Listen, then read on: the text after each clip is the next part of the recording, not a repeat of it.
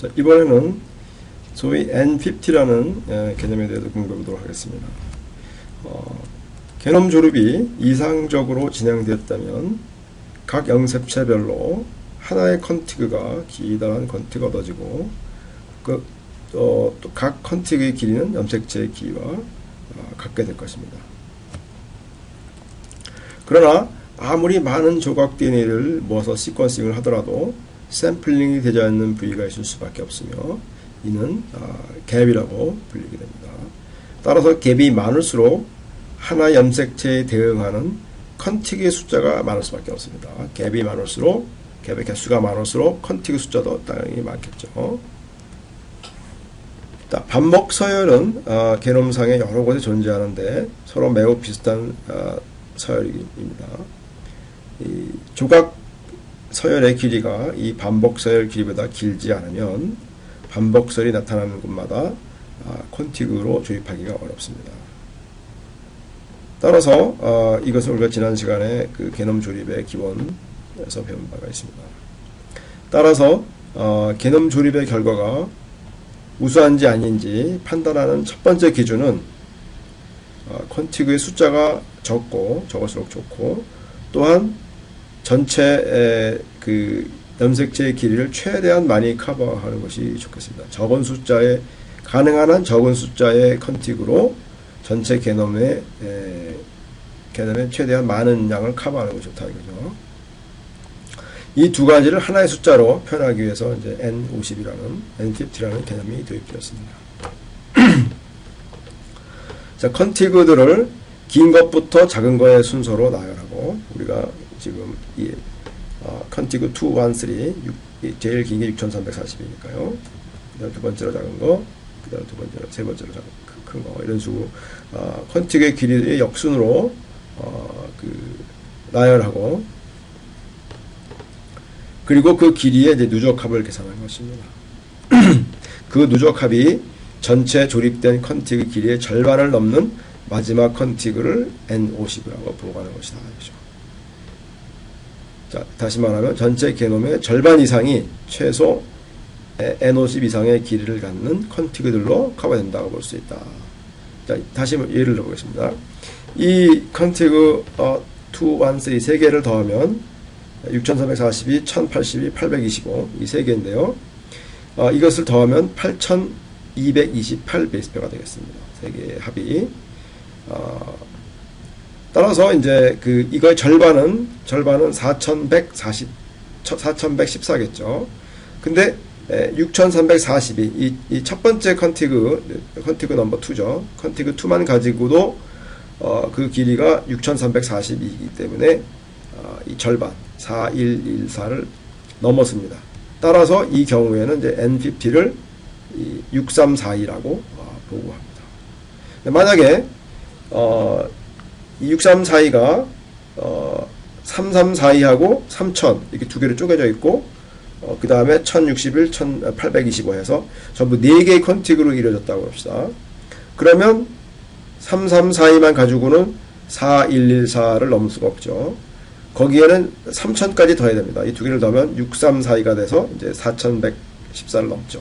그렇게 되니까 이 3000까지 더해야 이 절반이 넘어가니까, 따라서 N50는 이때는 3000이라고 보고하는 것이 되겠습니다. 그래서 이렇게 N50의 개념은 이 컨티그 길이의 역순으로 소팅했을 때 그 누적 합이 전체 게놈 사이즈의 절반을 넘게 되는 그 마지막 컨티그의 길이, 그것을 N50라고 본다고 하겠습니다. N50가 클수록 어셈블리가 잘 된 거로 이제 판정할 수가 있겠습니다.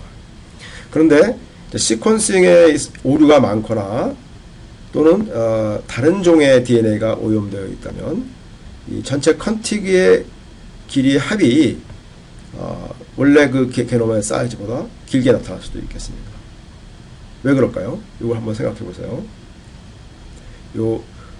그 이유에 대해서는 오프라인 수업 시간에 토의하도록 하겠습니다. 따라서 그 전체 컨티그 길이의 합을 사용하기보다는 원래 우리가 추정하고 있는 그 게놈 사이즈. 물론 게놈 사이즈는 이제 조립이 끝나기 전에, 완벽하게 끝나기 전까지는 정확한 사이즈를 알 수가 없지만, 게놈의 사이즈를 어느 정도 추정을 할 수는 있거든요. 그 게놈 사이즈를 추정한 값을 기준으로 해서 그거의 절반을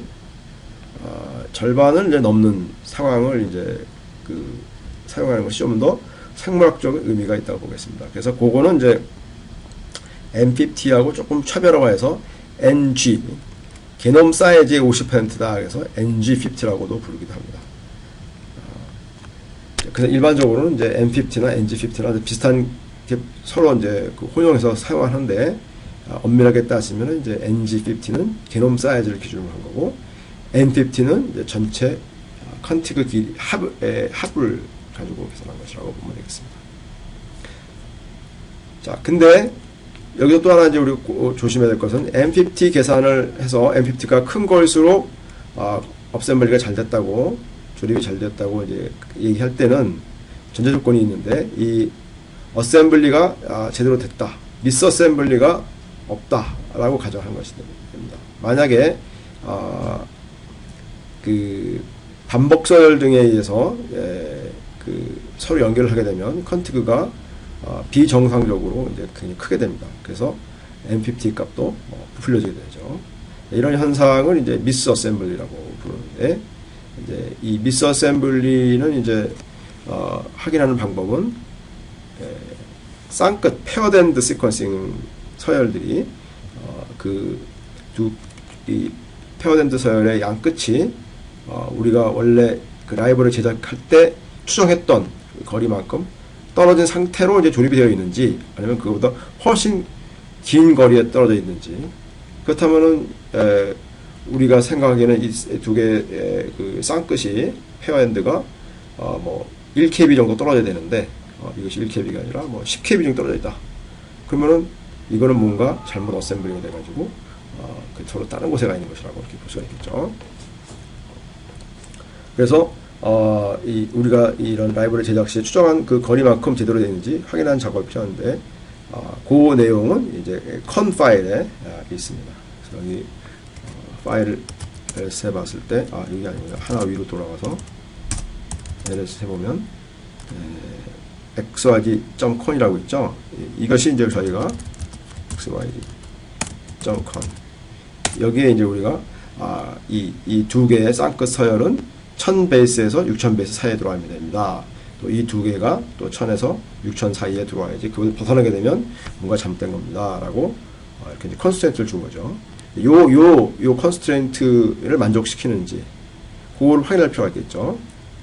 그래서 각 컨티그 부위별로 이런 쌍끝 서열들이 이 컨에 주어져 있는 그 컨스트레인트를 만족하는 그런 쌍끝 페어가 얼마나 많은지, 얼마나 많은 쌍끝 페어들이 이 부분을 서포트하고 있는지, 그거를 이제 계산할 필요가 있겠죠.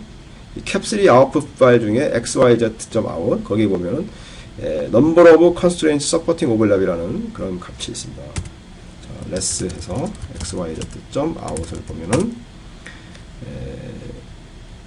여기 보면은 number of constraints supporting overlap, 여기 막 이런 게 필드가 값이 있죠. 이거. 자, 그 값이 지금 이제 화면이 좀 잘려서 그런데 좀 키워보겠습니다. 네, 여기 마지막에 0, 0, 0, 1, 2, 4, 5 이렇게 나오죠. 그러니까 이 컨티그 1에서는 그 페어엔드가 없습니다. 그래서 그 쌍끝이 지금 서포트되는 게 없고, 컨티그 2의 경우는 이제 어떤 부분에서는 이제 굉장히 많은 6개의 오버랩되는 그 페어가 지나간다는 거죠. 이 부분을 7개까지 있고요. 끝으로 갔을 때 좀 줄어들고, 가운데에 이제 많은 페어가 그 쌍끝이 지나가는 것을 볼 수가 있겠습니다. 또 컨티그 3 같은 경우는 3의 경우에도 지금 없네요. 그런 것이 전부 제로로 되어 있습니다. 컨티그 2만 이제 쌍끝 서열들이 많이 오버랩된 상태로 지나가는 것을 볼 수가 있겠습니다.